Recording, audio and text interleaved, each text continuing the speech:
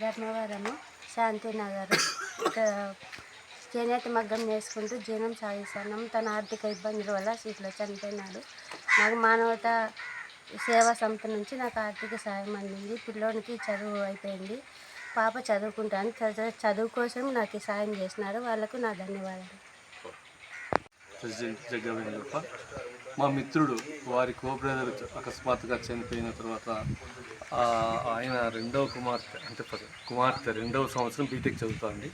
ఆర్థిక ఇబ్బందుల వలన కొంచెం ఏదైనా ఆలోచన చేయాలని ఉద్దేశంతో మా ఆత్మీయులు, మా మిత్రులు, మా శ్రేయోభిలాషులు, మానవత కుటుంబ సభ్యులందరికీ ఈ విషయం తెలియజేసిన వెంటనే వాళ్ళందరూ స్పందించి తక్కువ టైంలోనే 30,000 రూపాయలు సమకూర్చి ఆ అమ్మాయి చదువుకు మా వంతు సహాయ సహకారం అందించాలనే ఉద్దేశంతో మేము ఈ కార్యక్రమం నిర్వహించాం.